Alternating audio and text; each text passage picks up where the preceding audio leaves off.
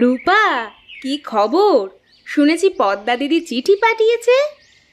হ্যাঁ রে শ্যামলী, ভাবছি ওদের বাড়ি গিয়ে কিছুদিন কাটিয়ে আসবো। তুই গেলে ওদের বাড়ির পরিবেশই বদলে যাবে। শুনেছি জমিদারের বাড়িতে কাজের লোকের অভাব নেই, তবু সংসারে ঠিকমতো মন বসাতে পারছে না। তাই নাকি? তাহলে যত তাড়াতাড়ি সম্ভব যাওয়া দরকার। ভাবছি পদ্মাকে গিয়ে একটু সাহায্য করে আসব। ভালো হবে রূপা, জমিদারের বাড়িতে তো আর সবাই তোমার মতো মিষ্টি স্বভাবের নয়। তুমি গেলে পদ্মার জীবনটা হয়তো আরেকটু সহজ হবে। মা, তুমি পদ্মাকে একটু রেহাই দিতে পারো না? ও খুব চেষ্টা করছে সংসারটাকে সামলাতে, কিন্তু এভাবে সব সময় ওকে দিয়ে কাজ করালে তো ও অসুস্থ হয়ে পড়বে। মাধব, জমিদার বাড়ির বউ হলে দায়িত্ব বুঝতে হবে। আমি ওকে এমনভাবেই তৈরি করব যাতে ও এই পরিবারের সম্মান রক্ষা করতে পারে। মা, তুমি জানো আমি তোমাকে সম্মান করি, কিন্তু ঠিক আছে, আমি বুঝলাম। ওকে একটু সময় দেব, কিন্তু ওকে শক্ত হতে হবে। জমিদার বাড়ির বউ বলে কথা। পদ্মা, জানি তোমার উপর অনেক চাপ, কিন্তু একটু ধৈর্য ধরো। মুক্তি একটু কঠোর, কিন্তু তোমার মন খারাপের কিছু নেই। জানি কাকি, কিন্তু কখনো কখনো মনে হয় আমি আর পারছি না। এত শাসন, এত অনুশাসনের মধ্যে আমার মাঝে মধ্যে দম বন্ধ লাগে। মা যা বলেন আমি তো তাই করার চেষ্টা করি, তবু উনি কেন যেন আমাকে ঠিক পছন্দ করেন না আমার মনে হয়।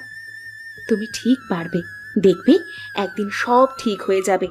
আর তোমার বোন রূপা যদি এখানে আসতে পারতো, তাহলে সবকিছু মনে হয় আরো সহজ হতো। হ্যাঁ, রূপা আসলে হয়তো সবকিছুই সহজ হয়ে যেত।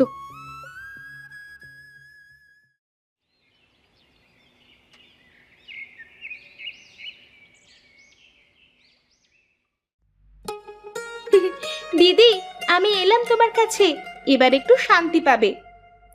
রূপা, তুই এলি? আমার মনটা এখন একেবারে হালকা লাগছে। দেখি কি করে এই মেয়ে। নতুন মেয়ে তো, জমিদার বাড়ির নিয়ম মেনে চলা সহজ কাজ নয়। রূপা, তোমাকে দেখে ভালো লাগছে। আশা করি তুমি পদ্মাকে সাহায্য করবে। নিশ্চয়ই দাদা, আমি দিদির পাশে আছি সব সময়। তোমরা সবাই শোনো, আমরা যদি একসাথে কাজ করি তাহলে আমাদের জীবন আরো সুন্দর হয়ে উঠবে। হ্যাঁ, আমাদের প্রতিভা আছে, শুধু ঠিকমতো কাজে লাগাতে হবে। কিন্তু কিভাবে শুরু করব? আমাদের হাতে তো এত কিছু নেই। ছোট থেকে শুরু করি, আমাদের যা কিছু আছে তা দিয়েই কিছু একটা তৈরি করি বরং। ঠিক বলেছ, আমাদের প্রথমে বিশ্বাস রাখতে হবে যে আমরা পারবো। আমাদের হাতের কাজ দিয়েই আমরা শুরু করতে পারি।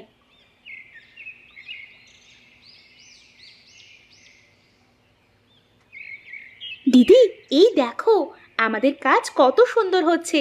সবাই মিলে যদি এভাবে কাজ করি তাহলে খুব তাড়াতাড়ি আমাদের সফলতা আসবে। হ্যাঁ রূপা, তোর আসার পরই আমাদের জীবনও অনেক সহজ হয়ে গেছে। ভাবি, আমরা সবাই যদি একসাথে থাকি তাহলে সব সমস্যার সমাধান হবে। রূপা, তুই আমাদের সব কিছুতে সাহস জোগাচ্ছিস। এখন আমরা সবাই মিলে একসাথে এগিয়ে যাব।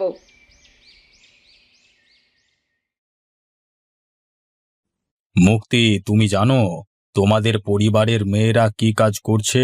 ওরা গ্রামকে বদলে দিচ্ছে। হ্যাঁ, আমি দেখেছি। রূপা আর কমলা মিলে সবাইকে এক করে ফেলেছে।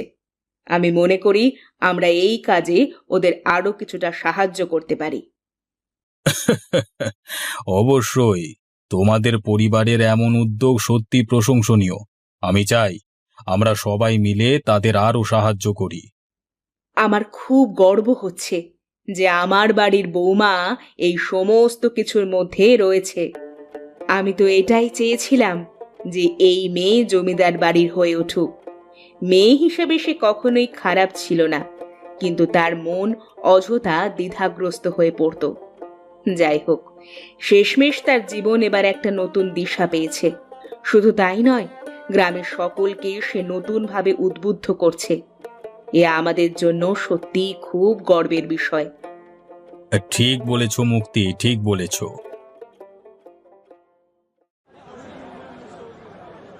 দেখো, এই মেয়েরা কি সুন্দর কাজ করছে।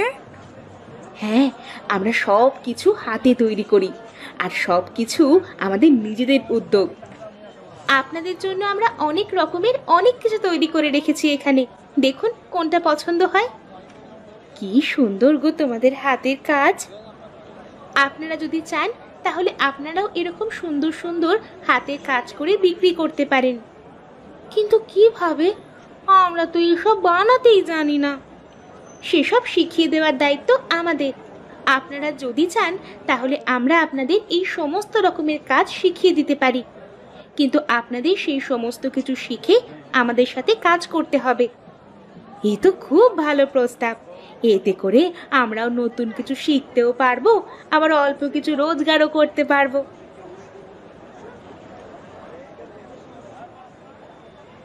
আজকের দিনটা আমাদের গ্রামের ইতিহাসের অন্যতম স্মরণীয় দিন।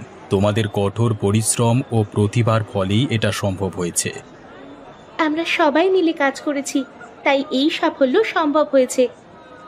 রূপা, তুমি আমাদের পরিবারের সম্মান রক্ষা করেছো। আজ থেকে তুমি আমার মেয়ের মতো। পদ্মা ও কমলার মতোই তুমিও এই পরিবারের অংশ।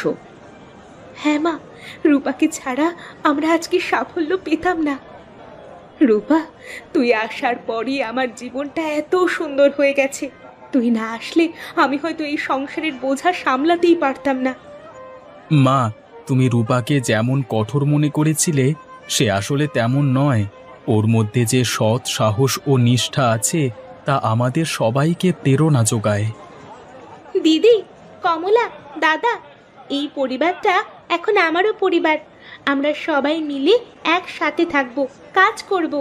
আমাদের মধ্যে কোনো ভেদাভেদ থাকবে না। এই কথাটাই আমি শুনতে চাইছিলাম।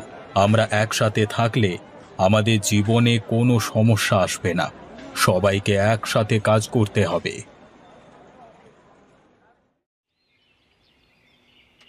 দিদি, তুই জানিস, মা বাবা যখন আজ আমাদের সফলতার কথা শুনেছে এবং তাদের মুখটা কতটা আনন্দে ভরে উঠেছে।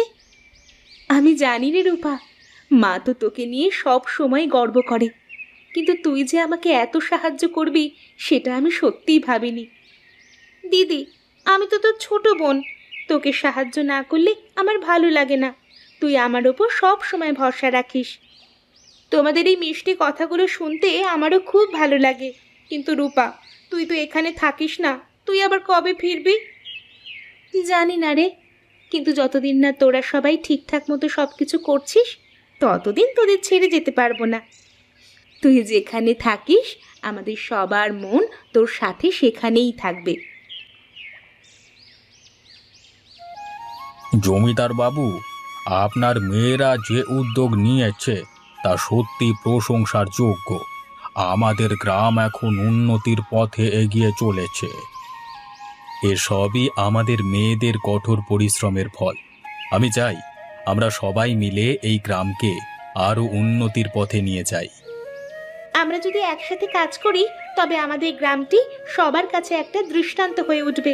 আমাদের মেয়েদের কাজের জন্যই আজ আমরা এই স্বপ্ন দেখতে পাচ্ছি। রূপা, তোর নেতৃত্বে আমরা সবাই সাহস পেয়েছি। তুই আমাদের জন্য যা করেছিস তা কখনো ভুলবো না। এখন আমাদের উচিত নতুন নতুন উদ্যোগ নেওয়া। আমাদের গ্রামের সবাই যদি একসাথে কাজ করে তাহলে আমরা আরো সফল হব। আজকের রাতটা যেন অন্য রকম।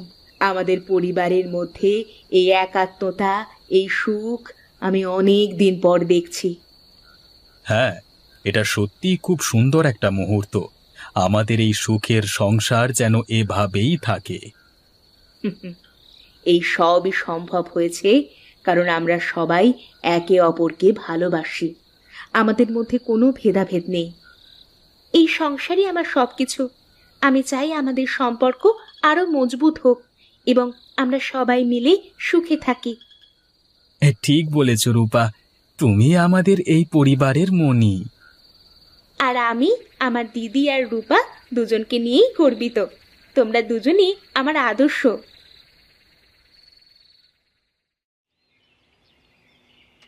দিদি, দাদা, কমলা, তোমাদের কথা খুব মনে পড়বে, কিন্তু সব সময় মাথায় রেখো আমি কিন্তু সব সময় তোমাদের পাশে আছি। তোমাদের যে কোনো দরকারে আমাকে বলবে, আমি থাকবো তোমাদের পাশে। রূপা, তুই যদি না থাকতিস আমি হয়তো এই সংসারটাই সামলাতে পারতাম না। তোকে ছাড়া কিছুই সম্ভব হতো না। রূপা, তুমি আমাদের পরিবারের জন্য এক আশীর্বাদ। আমাদের দরকার হলে তুমি আবার আসবে তো। রূপা, তুই আসবি না সেটা তো কল্পনাই করতে পারছি না। তুই তোর বাড়ি গিয়ে আমাদের সবাইকে খবর দিবি। নিশ্চয়ই আসবো, আর চিন্তা করিস না, বাড়ি পৌঁছে ঠিক খবর পাঠাবো। তোদের কথা খুব মনে পড়বে রে, সাবধানে থাকিস তোরা।